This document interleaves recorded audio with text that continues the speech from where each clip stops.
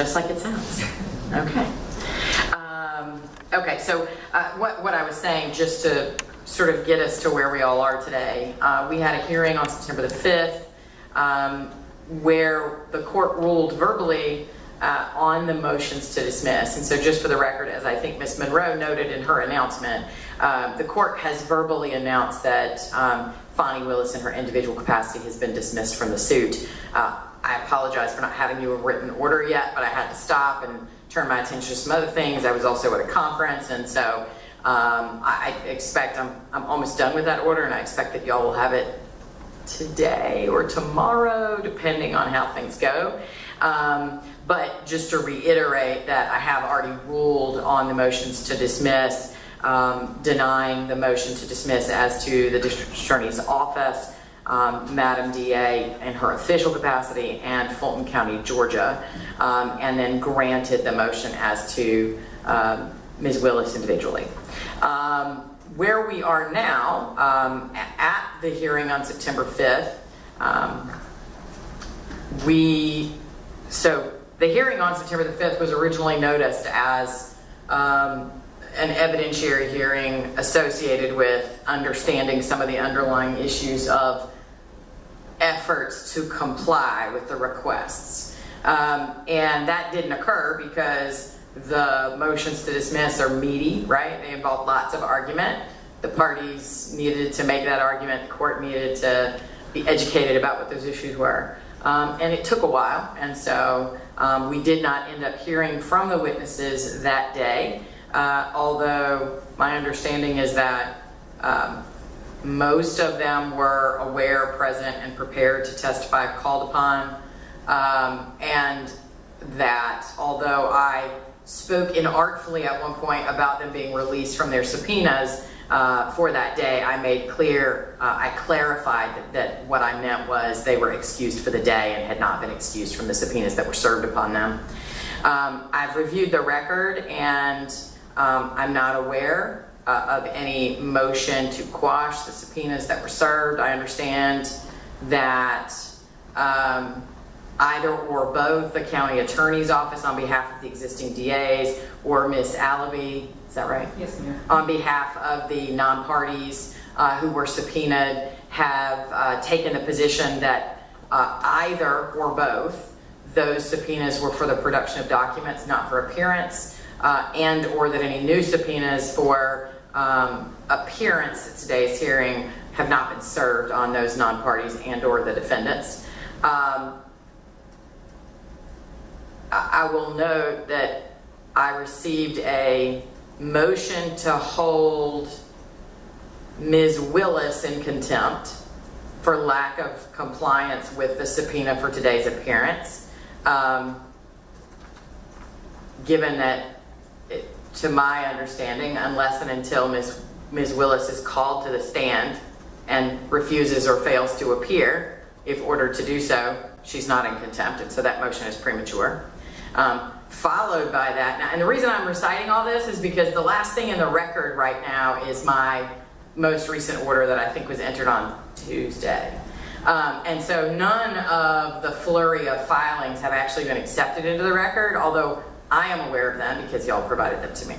So following that, I received a motion to quash the subpoena to Ms. Willis as the DA.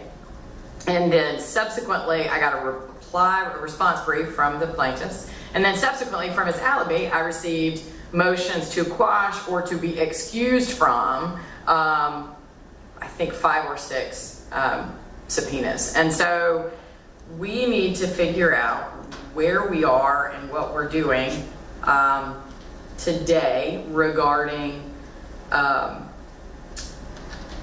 one other issue I wanted to put on the record, that one of the witnesses, just to make sure everybody is aware of that, one of the witnesses, Mr. Kevin Armstrong, he reached out because Mr. Armstrong historically was I'm not exactly sure what his role is in the district attorney's office now. I know he's like maybe a DDA, but historically he had appeared in my courtroom as an appellate attorney on behalf of the DA's office. And so He reached out to my litigation manager and notified her that he had an appellate argument in front of the Court of Appeals this morning and asked to be able to resolve that conflict by going ahead, of course, with his appellate argument and then appearing today, which informally my litigation manager told him by email was perfectly fine.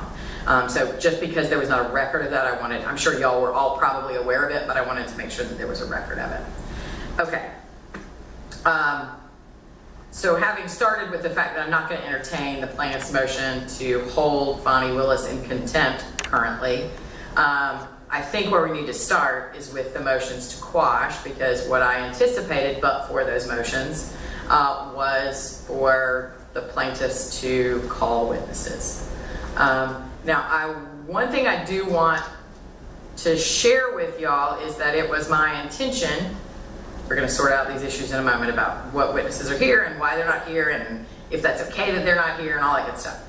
But I will say I was going to point out that while I am a big believer in letting lawyers try their cases and put on their cases the way they go, I also come from a civil background where it's pretty well established that we don't harass the CEO of a company for information that can be provided by the head of the Human Relations Department or some other similar analogy that I'm not coming up with as efficiently as I should. I say that to say this.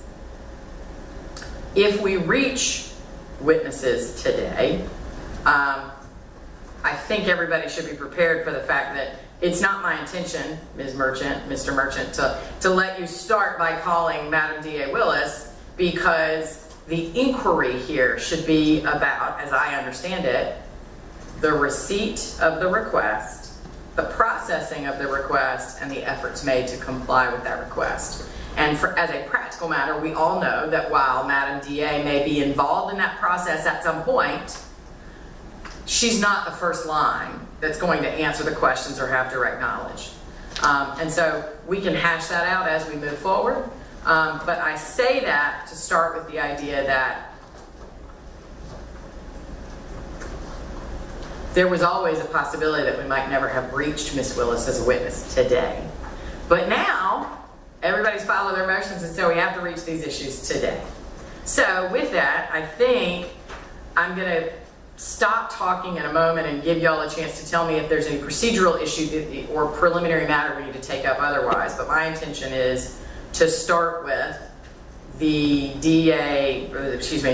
the defendant's attorneys and Ms. Allaby's motions to quash so that we can deal with those issues first, because essentially in terms of at least what we're doing today, they could be outcome determinative. That works for the plaintiff's judge. And just so you know, our intention was to call Dexter Bond, who is the open records. Whose job it is to answer Open Records Act requests for the DA's office, yes. That was going to be our first witness. Our second witness was going to be Jeff DeSantis. His job is media relations, and I can go when I go through and explain why that was relevant. And then Shalonda Miller from the county attorney's office, whose job is also open records. Those three witnesses, and as I told Ms. Monroe, the other witnesses would be potentially depending on what those people testified to. So it would really depend on what they testified to, but our intention was to call those people first. And you know, we're ready to respond if you'd like us to respond to the states, not the states. Oh, I guess, so I'm going to call the DA the state, and then the district, then the county attorney the county. I guess that might be easier. Well, I think actually, because this is as good a time as any to remind us all that this is a civil case. Right. It is not a criminal case. And so I too have had to remind myself, but I think maybe to keep the record as clean as possible, the best way to do this is that Ms. Monroe and Mr. Bowman are defendants, possessive plural counsel, and that Ms. Allaby represents the non-party subpoenaed witnesses. Y'all are, of course, the plaintiffs, which makes it easy. Right. Okay. So let's go from there. So I'm ready to respond, and I think the non-party defendants, non-party witnesses in this case, their motions argue that the burden shifts to us, and so we're prepared to proceed with those first. Okay. Any other preliminary thing or matter y'all want to address, Ms. Allaby or Ms. Monroe, on behalf of the defendants and the witnesses? Nothing additional. Okay. Okay, so Go ahead, Ms. Boccia. Thank you, Chair.